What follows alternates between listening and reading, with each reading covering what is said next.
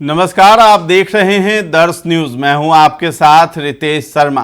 देखिए, बिहार में जितने भी नियोजित शिक्षक हैं और बीपीएससी शिक्षक हैं, उनकी लंबे समय से ये मांग रही है ट्रांसफर पोस्टिंग को लेकर के, यानी उनका तबादला जो है मनचाहे स्कूल में हो, ऐसी उनकी पुरानी मांग रही है। और इसी मांग को ध्यान में रखते हुए शिक्षा विभाग के अपर मुख्य सचिव एसीएस हैं एस सिद्धार्थ, वो जो है एक्शन मोड में नजर आए हैं और 4 सदस्यीय कमेटी बनाने के बाद जो है कल 13 जुलाई को उन्होंने बैठक की है।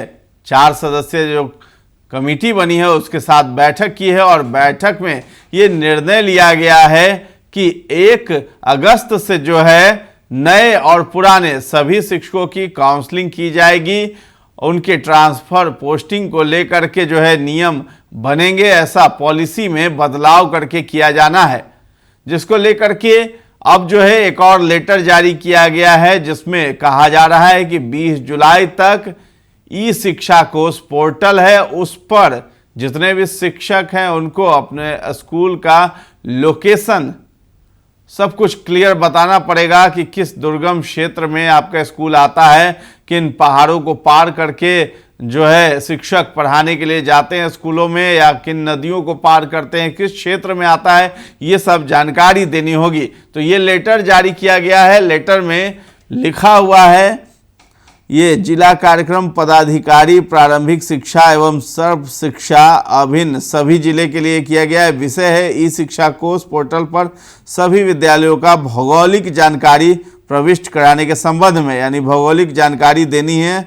स्कूलों का, जिसमें लिखा गया है कि ई शिक्षा कोष पोर्टल पर सभी सरकारी एवं सरकारी सहायता प्राप्त विद्यालयों का भौगोलिक स्थिति की जानकारी क्रम संख्या 1 से 7 तक मांगी गई है, जिसमें विद्यालय से जिला मुख्यालय तथा प्रखंड मुख्यालय की दूरी, विद्यालय की श्रेणी, विद्यालय के नज़दीक पर्वत, नदी, नहर, ये पहुंच योग्य सड़क आदि से संबंधित सूचना इस पोर्टल पर प्रविष्ट की जानी है। इसमें विद्यालय स्तर से इसकी जानकारी प्रधानाध्यापक के द्वारा ई शिक्षा कोष पोर्टल पर प्रविष्ट की जाएगी। इससे संबंधित प्रशिक्षण दिनांक 9/7/2024 को सभी जिले के डीपीएम, प्रोग्रामर, एमआईएस प्रभारियों को वीसी के माध्यम से दिया जा चुका है। अतः उक्त के आलोक में निर्देशानुसार अनुरोध है कि 20 जुलाई तक सभी सरकारी एवं सरकारी सहायता प्राप्त विद्यालयों को इस संबंध में आवश्यक प्रशिक्षण देते हुए सभी विद्यालयों का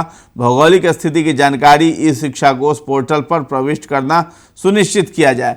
तो ई शिक्षा कोष पोर्टल है, उसके द्वारा जो है आपको जानकारी देनी है।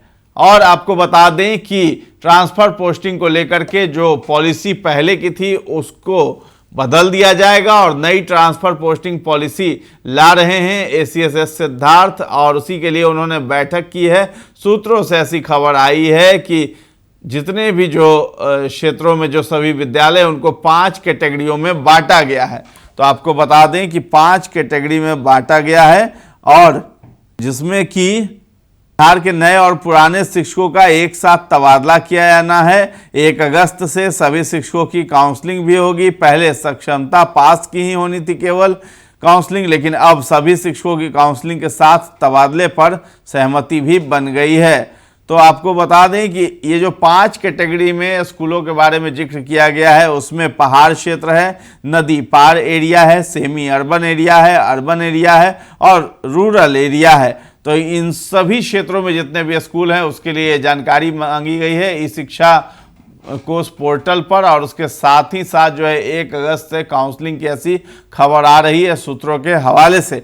यानी कि पति पत्नी को एक जगह या आसपास के स्कूल में ही जगह मिलेगी, ट्रांसफर होगी, और दिव्यांगों और महिलाओं के चॉइस का भी ख्याल रखा जाएगा। और ऐसे शिक्षक जो दिव्यांग हैं या फिर जो पति पत्नी हैं और एक ही स्कूल में चाहते हैं ट्रांसफ़र, तो उनका भी ट्रांसफ़र हो सकता है। अगर एक स्कूल में पति पत्नी का ट्रांसफ़र नहीं होता है तो उन्हें अगल बगल के स्कूलों में भी डाला जा सकता है। और इसके साथ ही महिलाओं को प्राथमिकता दी जा रही है, क्योंकि महिलाएं दूर दराज क्षेत्रों में नदी नालों को पार करके पढ़ाने के लिए जाया करती थी, जिसको लेकर के काफ़ी ज़्यादा परेशानी भी देखने को मिली। साथ ही साथ फेस अटेंडेंस जब लगाने की बारी आई तब भी जो है लोग समय पे नहीं पहुंच पा रहे थे, इसी वजह से, क्योंकि अभी बरसात का समय है, मानसून है, और मानसून में नदी नाले भर जाते हैं जो गर्मियों में सूखे रहते हैं। तो सूखा जब रहता है तो जाना आसान होता है, लेकिन जब पानी भर जाता है तो जाना थोड़ा मुश्किल हो जाता है, जिसकी वजह से महिला शिक्षिकाओं को पहुंचने में देर हो जा रही थी फेस अटेंडेंस बनाने में, जिसको लेकर के ये सब भी फैसला किया गया है। और अपने परिवार से जब महिला शिक्षिकाएं दूर रह रही थी, इसको लेकर के भी जो है ये पहल की जा रही है ताकि उनको होम ब्लॉक में ही ट्रांसफ़र हो जाए। तो ऐसा एक खबर आया, और दिव्यांग जनों